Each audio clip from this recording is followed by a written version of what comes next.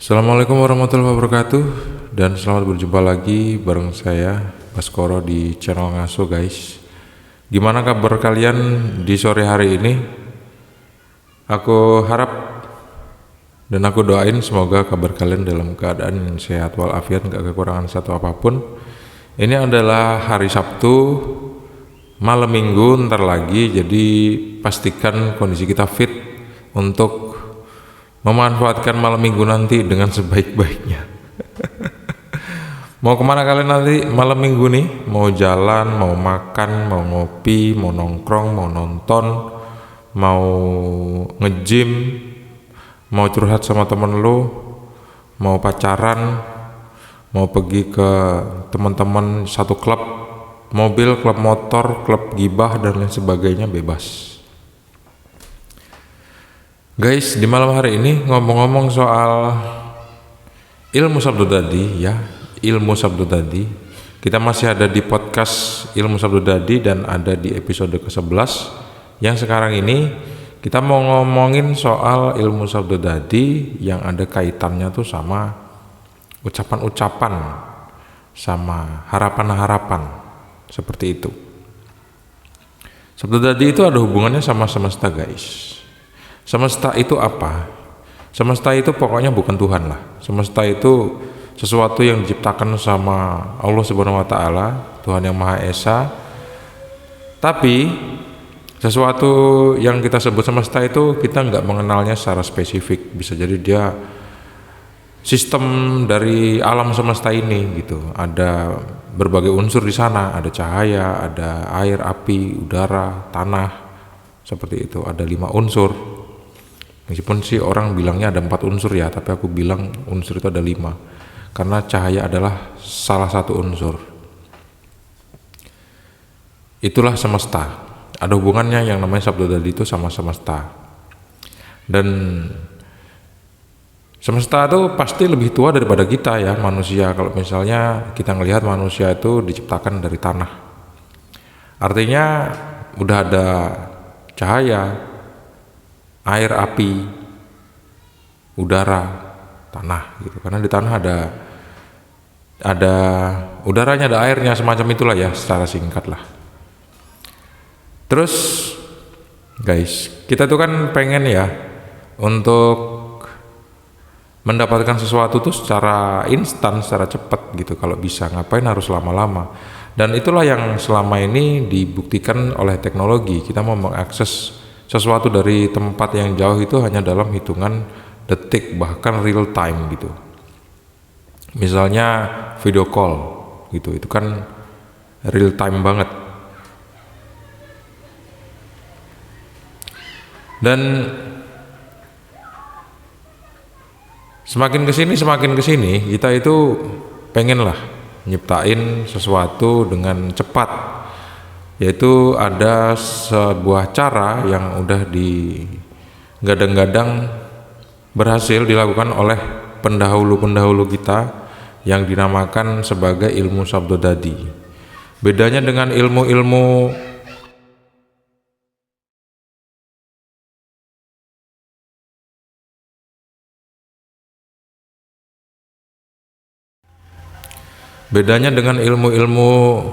yang sekarang kita miliki di dunia nyata adalah, bentar ya guys,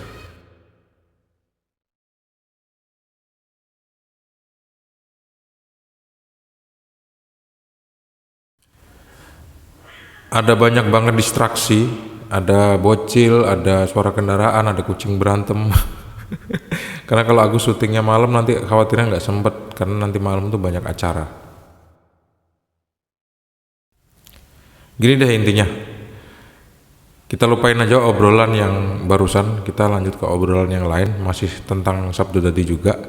Jadi kita tuh bisa guys ngomong sama semesta ini bisa gitu. Tapi kita itu harusnya juga nggak ngemis sama semesta. Maksudnya seperti apa tuh? Meskipun kita ini diciptakan dari bahan-bahan alam ya, ada 5 unsur yang aku sebutin tadi. Terus yang ingin kita miliki sekarang adalah ada hubungannya sama unsur-unsur yang aku sebutin tadi. Dan kalau misalnya kita minta sama Tuhan itu juga bisa dilakukan kapan aja, dengan cara apa aja. Tapi ada baiknya juga kita nggak ngemis untuk mendapatkan sesuatu, guys.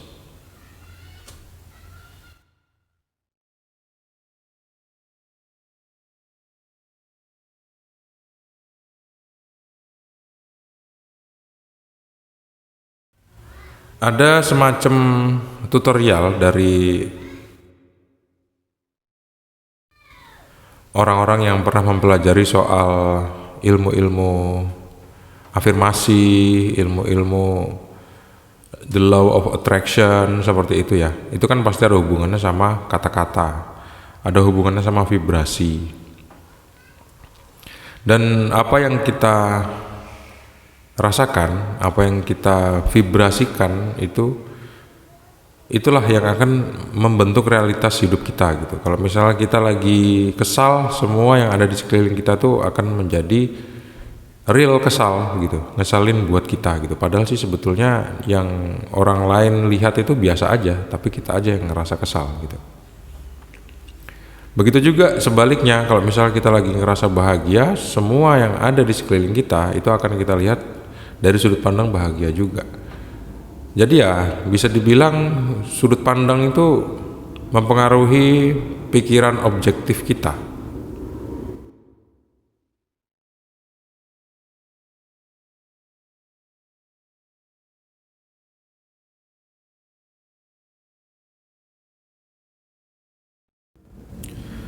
Kayak gitu, guys. Dan kalau misalnya kita ragu-ragu untuk memohon sesuatu sama Allah, sama Tuhan, itu ya hasilnya juga ragu-ragu. Aku bukan belagak jadi Tuhan ya, tapi kalau misalnya kita mau mengambil contoh gitu ya, mengambil contoh, kalau misalnya gini, kita misalnya bikin perumpamaan ya.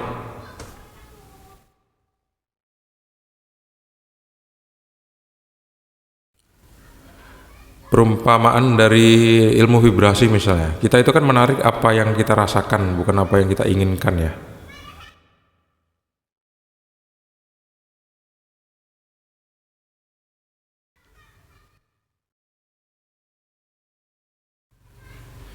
Jadi kalau misalnya kita tuh lagi seneng kan kita akan narik kesenangan juga. Nah kalau misalnya kita tuh berdoa dengan percaya diri, artinya Tuhan juga percaya sama kita gitu kan.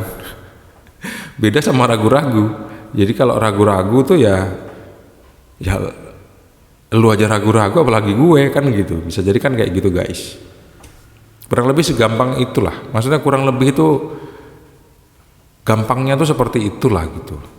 Yang namanya kita menyabdakan sesuatu yang kita ingin terwujud dalam waktu yang singkat yang dinamakan sabdo tadi itu. Jadi ya minimal kita harus pede. Nggak mungkin kita mau mengucapkan sebuah mantra pengen terwujud tapi kita ngucapinnya sambil ragu-ragu. Biasanya sih nggak bakal terwujud hal-hal kayak gitu. Biasanya sih meskipun doanya tuh doa sepele, apa yang diucapkan sehari-hari doanya, tapi kalau kita ucapkan dengan kepercayaan diri yang tinggi, itu juga hasilnya bakal bagus gitu. Karena kita memang menarik sesuatu yang sesuai sama kita. Kepercayaan diri kita akan juga kepercayaan diri orang lain yang akan memberi kepercayaan kepada kita, baik itu bentuk rezeki, baik itu segala macam lah gitu ya. Meskipun orang lain nggak akan ngasih rezeki buat kita, yang ngasih rezeki kan Tuhan ya. Jadi poinnya kita harus percaya diri waktu berdoa, guys.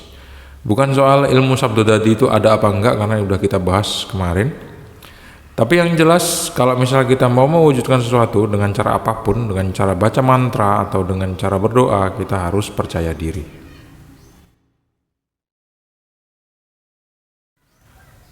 Minimal kita harus seneng dulu lah, kita harus pede dulu. Kalau kita nggak pede ya Tuhan, aku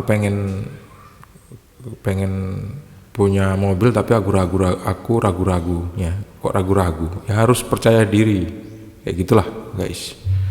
Next tutorialnya kita lanjut di part yang lainnya. Dan teman-teman, ada perbedaan yang jelas antara meminta dengan menyatakan gitu.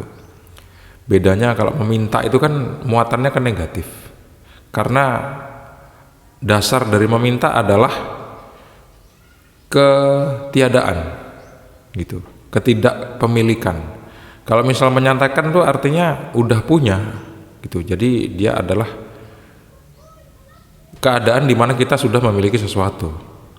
Kita rubah menjadi sebuah kata-kata, akhirnya dia jadi kalimat deklaratif. Kalimat deklaratif. Misalnya kita bangun tidur terus kita ngaca gitu. Kan ada doa ya.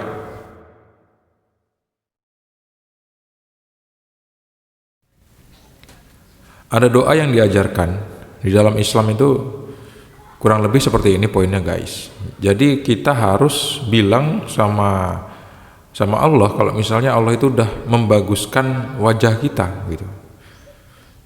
Doanya tuh deklaratif loh guys, bukan meminta, bukan memohon, bukan mengemis loh bahkan di doa itu.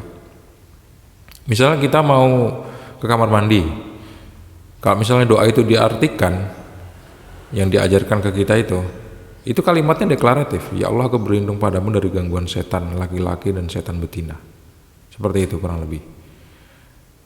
Kalau misalnya ada arti yang salah, kalian bisa koreksi di deskripsi di kolom komentar ya. Gitu. Tapi ya santai aja ya guys ya. Kita ngobrol-ngobrol slow aja di situ.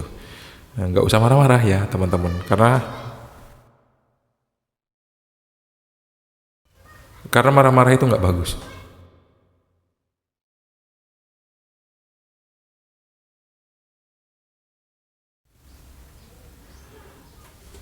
Jadi dalam berdoa pun ada baiknya kita juga nggak ngemis, tapi kita mendeklarasikan gitu, mendeklarasikan bahwa Allah itu sudah mencukupkan segalanya.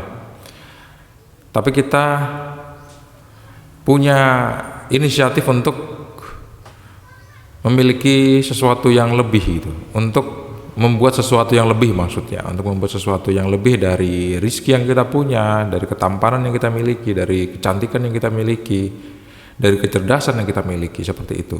Bukan mengemis kegantengan, kecantikan, kekayaan, kecerdasan dan lain sebagainya, tapi kita membuat hal yang baru dari sesuatu yang udah dikasih sama Allah Subhanahu wa taala ke kita.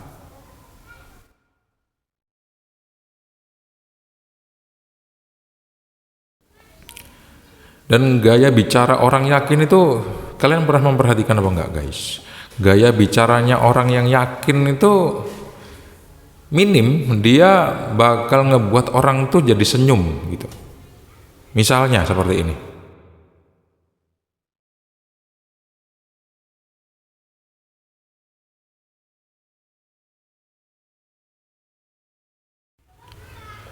Misalnya seperti ini guys. Aduh, mobil aku kenapa ya remote-nya kok nggak bisa nyambung ini kalau di atas jarak 15 meter. Jadi mungkin dia harus bilang seperti ini. Ya udah kalau gitu aku beli mobil baru aja deh.